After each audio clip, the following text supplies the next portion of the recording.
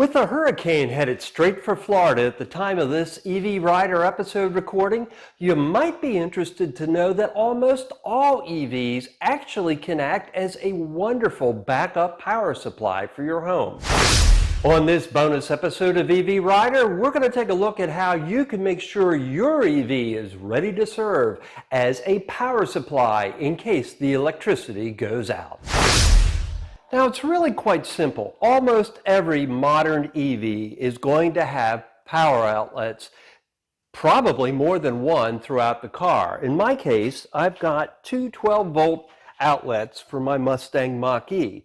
So as you can see, one of them is right here in the rear hatch, and there's another one up in the cabin compartment.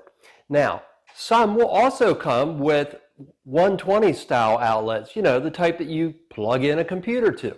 In the case of mine, I'm going to attach what's known as an inverter. And once I attach that inverter, I'm going to have power that's good to go inside my house. Here's how we do it. So as you can see, I grabbed an inverter out of the garage. These are very inexpensive, usually under $50. In my case, I have a 300-watt sine power inverter. There are also more inexpensive inverters out there called modified wave, and they're good for specific things, but they don't work universally. So I would look for a pure sine wave inverter. That way you know whether it's the TV or the computer or just about anything, you'll be able to run it. So basically it's as simple as it looks. All you do, you plug it in, and then you've got an on-off switch, and once you've turned that switch on, you've got power to the inverter. Now you can run however much your car can put out. So it's not enough to power my entire house, but what it is enough to do is power my essentials for days upon days upon days. Now, what I'll say is, if you're going to try this, you've got to think through what you can power. You've got to measure what you want to power, what the wattage consumption is. So for example, a television, depends on the screen size, but somewhere around a 50-inch television is probably going to consume about 75 watts an hour. Again, check, don't take my word for it. So in that case, I've used up 75 watts of my available 240 watts. So what about the computer? Well, that's another 100 watts right there. So basically, if I want to run both simultaneously, I'm about maxed out of what I can do with this. But of course, I've got two inverters, so I've got more than I can run. What you don't want to do is push it to the edge, and you certainly cannot push it over the edge. So let's say, for example, a coffee maker. You couldn't power a coffee maker with this thing because it probably is going to consume 1,000 watts or more. And what that would do, it would blow the fuse in your car. Now, what you'll want to do, you'll want to go ahead and check your owner's manual and find out what the wattage of each of your outlets in your car is. If for some reason the manual doesn't tell you what that output is, you can also figure it out by opening the fuse block on your car. Your fuse block, of course, every fuse in there is going to have an amp rating that's going to tell you just how much it's got. So if you do this, you can power your house for days without any issues during a power outage. Now, the other thing you may have to do, and this depends on your EV, so I can't tell you how to do it in your EV, but most EVs are gonna shut off the accessories just like a normal car after a certain amount of time. Might be 10 minutes, a half hour, it all depends. Many cars, including the Ford Mach-E and Teslas, have an override in the touchscreen. So you just go to that override switch and you go ahead and hit it. For example, in a Tesla, it's called camper mode. In camper mode, the Tesla will keep the power going until you turn it off. There's a similar function in the Mach-E, which I'll show you in a quick screenshot that I'm overlaying on this stand-up. Once you do that, the Mach-E will run its air conditioning and accessories until you turn it off, or of course when the battery goes out. So how much power can you expect to get? How many days?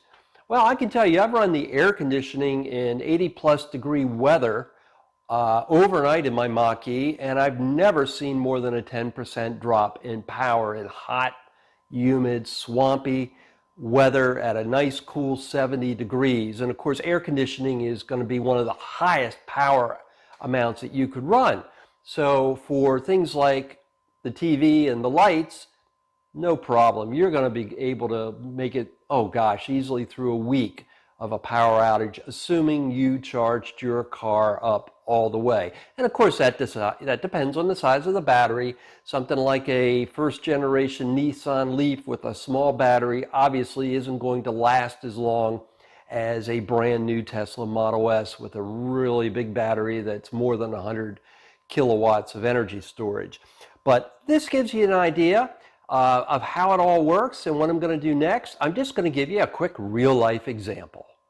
So all I'm doing here is I've got an extension cord right here. So I've plugged it in. And what I've done, I've run that extension cord into the house. So here we can see my home office. And as you can see, there is where the extension cord ends. There you can see a house fan running. The computer is running, which in turn is powering my big screen monitor that I use as both a television and computer monitor. And as you can see, everything is working flawlessly, and there is the power supply going back out to the car.